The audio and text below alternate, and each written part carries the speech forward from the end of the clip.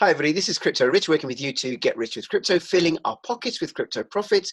And I am very excited and thrilled to bring you a whole new project that's concerned with privacy. And in this video, I'm going to be finding out about this project, and so are you, because I'm talking to the founder of this project. Now, before I introduce him, I want to let you know that you should. Now, before I introduce him, please follow me on Twitter, CryptoRichYT. Join my Telegram announcements channel. And if you're watching this on YouTube, come over to BitTube, because I post my videos on BitTube first, and that's because of YouTube's shadow banning.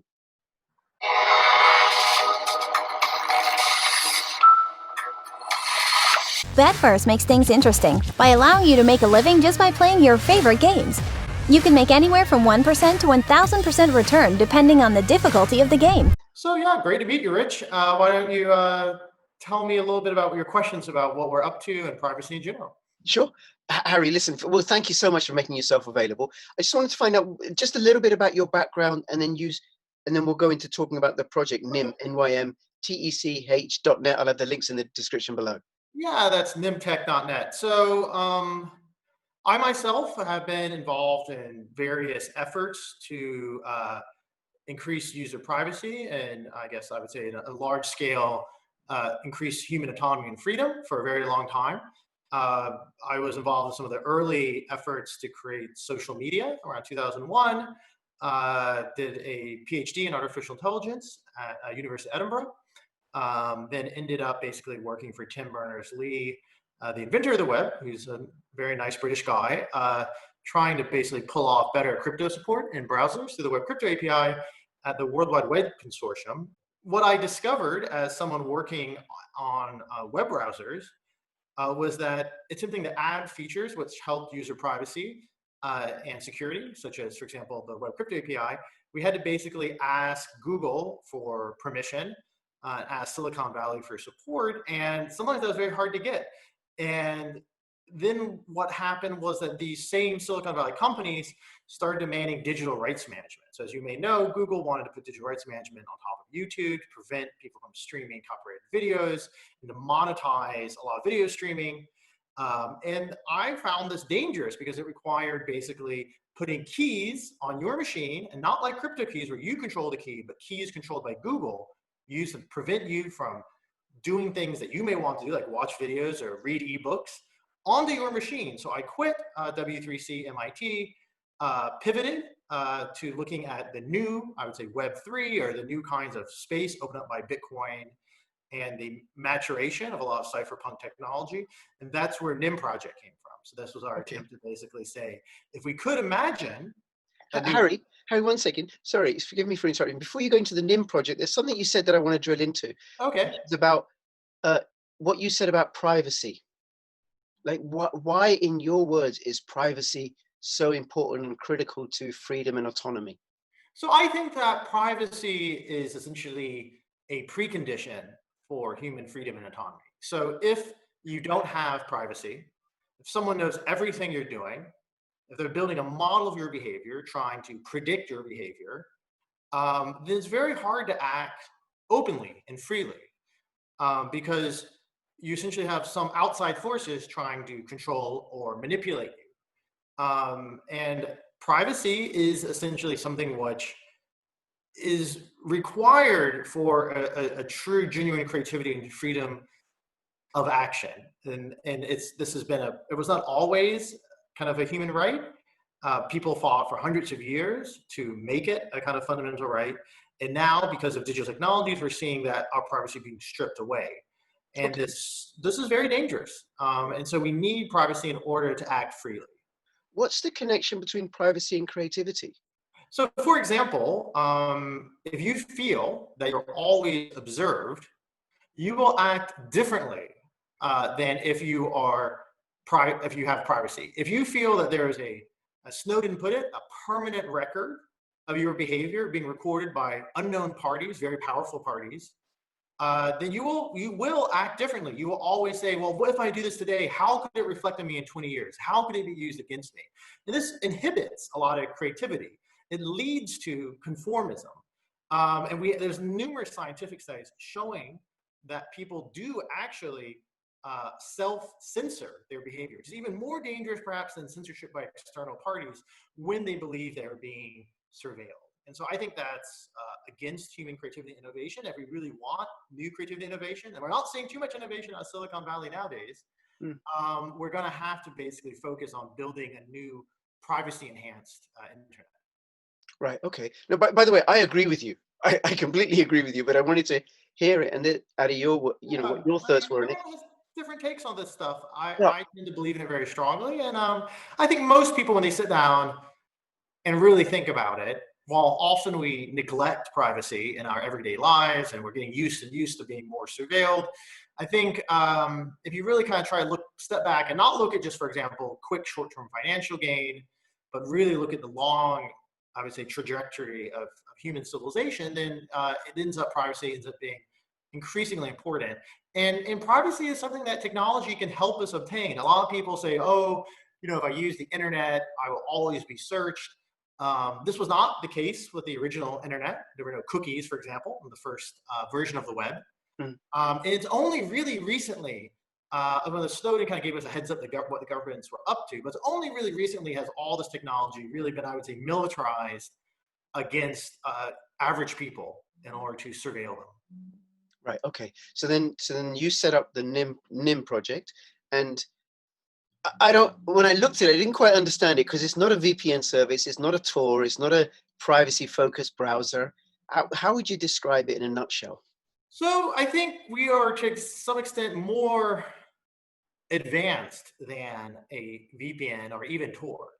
And we operate to some extent on the same level. So whenever I send a packet across the internet, it's essentially like I'm writing a letter, and I hand it to a computer, this what we call a TCP/IP packet, and he hands it to another computer, and then to another, and has an address on it, eventually gets to the address. But the problem with TCP/IP packets, and this includes email and also Bitcoin transactions, and any of the other chains, most of them do much worse even than Bitcoin, is that it's not really a letter. It's a postcard. It's something that anyone can take a look at your packet, see who sent it, when they sent it, where it's going, and what the content is. So on that level, the internet by default has no privacy. And attempts to kind of hack it on can be done with things like VPNs or things like Tor. And we're what's called a mixnet. And I think the main way to think about us is that a mixnet is essentially a whole different paradigm of network routing on the internet. So we encrypt your packet just like a VPN. You can think of a VPN as like an encrypted internet proxy. So rather than send this postcard, this reveals exactly who I'm talking to and what I'm saying to someone, I put it in an envelope and I give it to someone else, and then they give it to the next person. So then the person who receives it, if they're being watched, for example, by the Gestapo or who knows who, the NSA, Google, that the person who gets the final letter, it's encrypted so only they can read it, but anyone who's watching them doesn't even know who sent them the letter. And that's the point of a VPN. And Tor is actually like a multi-hop VPN. And this is the same thing with projects like Orchid, which are decentralized VPNs, where essentially rather than just giving it to one person who can then might just tell everyone who gave it to them and where it's going, you give it to multiple people, at least 3. So at least the person that got the letter from you is not the person that delivers the letter. Right. That basically means that there's a bit more distance. It's a bit harder to figure out who's talking to who. But let's think about it. If I were the NSA, or I were even, let's say a very powerful cyber criminal, I could watch all of who's talking to who, right? Who's giving what letters to anyone. It doesn't matter if you're using a VPN or using Tor. I can trace those letters, those packets actually is what they are, through the network, and then use that to de-anonymize you. So what we are is we're what's called a mixnet. And this is an old cypherpunk design originally put forward by David Chaum, that effectively, rather than just getting a packet, or in our metaphor, a letter, and passing it on, we basically wait for a certain number of packets, maybe 5, maybe 6, maybe 100. It really depends how anonymous we want to be. And then we mix those packets up, shuffle them like a deck of cards, and then hand them to someone else, who then gets a bunch, shuffles them again, hands them to the next person, they shuffle them again, and then they give it to the last person or the recipient, the exit node. And then that actually makes your traffic anonymous, even against kind of NSA-style adversaries who can watch the entire network. They know exactly when you're putting the paper in a letter. They know exactly when you give that letter to the next person. But because all these shuffling going on between this crowd of people, your packet ends up being anonymous. And so even the NSA can't tell who's talking to who. And this is technology which has been thought about for many years, since the 1980s by David Chaum. But it's important to remember that up until very recently, it was only used in some very limited context. So for example, for people who are early internet users, you might remember anonymous email remailers like Mixmaster and Mixminion. We could send email anonymously. But what we've done is we created a generic system which can send any kind of packets, including cryptocurrency packets, which I assume most of your watchers are interested in, and make those packets privacy enhanced. And we think that's a very powerful technology, and we're happy to be the first one to build it and launch it. Okay. Now what about from when it goes from the sender into that mixer? And when you were talking, I was kind of visualizing, those old concrete mixers that you see on the screen, right? Can they not see the point where it goes into that sort of mixer, and then the point it comes out the other end? Yeah, so it depends how you do the first point. So if I just hand it to the mixer, yeah, they can tell that I've sent it to a mixer, but they don't know where it's going and if it comes out, or even if it ever comes out, right? So they can't tell who's talking to who, but they can identify that you sent it in. So if you want to use some vocabulary, the message is called unlinkable if you can't tell who's talking to who, or you can't be connected to an individual message, but it's still detectable that you're using the system. Right. So, and this is the case for VPNs, TLS, Bitcoin, all of these protocols are detectable. But I just gave a talk on how you add undetectability to NYM. And we're working on this now, though it's not released yet. We've only got the first part working, which is called a SOC 5 proxy, using technology called obfuscation. So obfuscation takes that packet into the first hop, maybe going to NYM, and tries to make it look like it's not going into NYM, that maybe you're just using a web browser and you're going to Google, or maybe you're sending an email. And this is called obfuscation. And it basically means I can take internet traffic that is actually one thing, like for example, a Bitcoin transaction, and disguise it as another kind of transaction. That's much harder to do. It slows down your traffic considerably because you have to do all these computational transforms. And it's a bit of an arms race with the person that's watching you, because they could use advanced AI machine learning to figure out what you're doing. But if you keep using it, the arms race is not, it's not unbeatable.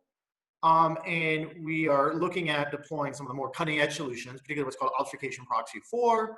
And for people in some jurisdictions which often get censored, technologies like various variants of shadow socks, in order to disguise that first hop. So how the mixed network actually works is you don't immediately deposit your traffic into the mixed network. You talk to a gateway, and you disguise that traffic by talking to this gateway, and that gateway then sends it into the mixed network. Wow. And so this is very generic, and you could be running all sorts of things on top of it. You could be running, for example, Bitcoin. You could be running other blockchains. You could be running a web browser like Brave. You could be running Signal, like an encrypted messaging chat. You could even be streaming video. And the great thing about anonymous systems is you become more anonymous, and NYM, and the NYM project comes from anonymous, is that you become more anonymous the more kinds of traffic enter a system.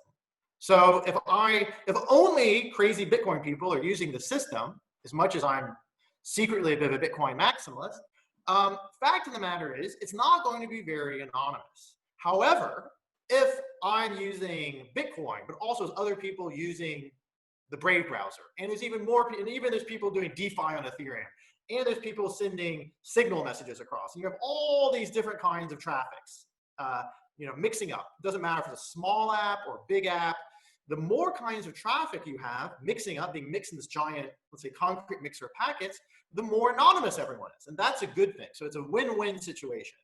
And one of the remarkable things about NYM is that the more people that use the system, the more anonymous you are. And not only that, the faster the system can get. Right? So a lot of systems, the more people use the system, the slower a system gets. But we actually have the reverse dynamic, where the more people that use it, we can maintain the same amount of privacy, but speed things up, because we have so many more packets coming through. We can disguise things more effectively. We don't have to, for example, generate fake messages or fake packets to hide your packets. Right. Wow. Okay. That's amazing. And this technology isn't available, or something like this isn't being used currently by governments or government agencies. It's weird. Government agencies, as we know from some revelations, are very good at offense. They're very good at spying on people, but from like a cybersecurity angle, they're absolutely miserable at what we call defense. They basically can't guard themselves. You see constantly, oh, the NSA leaked this, the US government got hacked here, UK, put everyone's NHS records on a DVD and left them in a taxi cab. They're absolutely terrible at defense. And only after the Snowden revelations did governments effectively start funding defense. So we actually got a lot of funding from the European Commission because they were freaked out over, having European governments being spied on. So we originally designed the initial version NIM, which is called Loopix, Loopix. There's a nice paper on it by our chief scientist, Anya Petrowska, our head of research. And this paper basically explains how to build a new kind of system. But the problem with governments is even though they want to be more private, they're still slow. And there's lots of bureaucracy and Microsoft contracts and Cisco contracts.